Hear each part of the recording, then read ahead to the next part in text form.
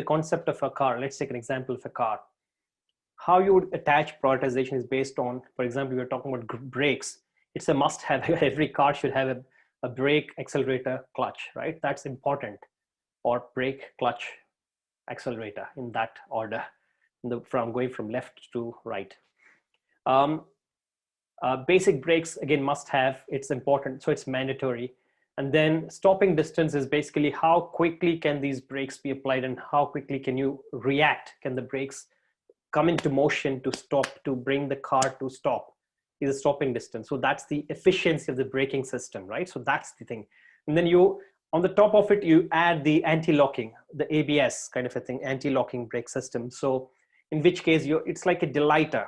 You know what the fun thing nowadays is, or with most of the product development, is that what was once conceived and conceptualized and imagined as a luxury, as a delighter, slowly turns into a necessity, as a core, a must have.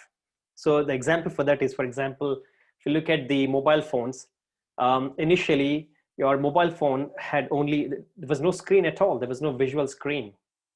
So I think it was Nokia or Motorola that came up with the screen, LCD screen, with just one thing, that the number, you can actually get to see the number that you entered of that. So that's a small little display, a liquid crystal display showing the screen. The rest of the things, there is all the keypad and other functionality. The key system was big enough. It's almost like 90 and 10.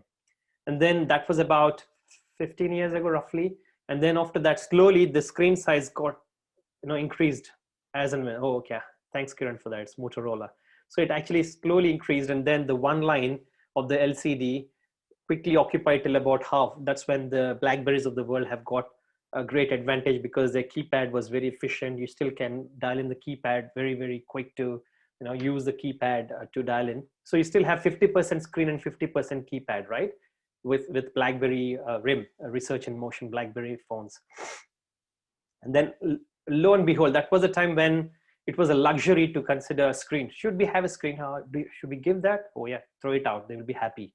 So that's how the product owners would have thought at that point of time. But slowly, as and when iPhone came in, and then we've got Palm Pilot, for example, which was a stylus operated.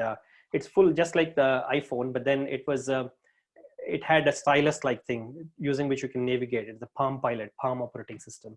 So that was the popularity. And then it had the full screen in liquid crystal display.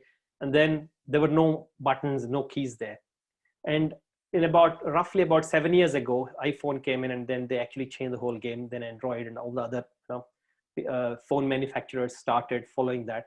So the once delighter of the aspect of having a small little screen on the top, as okay, throw it, the customers would be happy, to a situation where about 6 years ago now, we cannot see a phone without a full display of or a full screen. Now the keys are gone. Where are the keys? They're gone, right? So now it has become like a necessity. Again, this is more to do with the product development.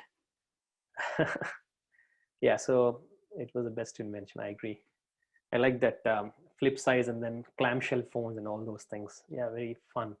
If you look at it, these are the things that would actually make it. So you decide as a product manager, product owner, you decide as to what are the things that are fundamental, mandatory, must-haves, and what are the things that act as a periphery. Okay, if you throw it, it would be make them happy, kind of a thing. So that's the kind of prioritization which you would need to take based on the technologies, based on the business aspect, based on the lifestyle changes, all of these, again, all the factors we have had a look at.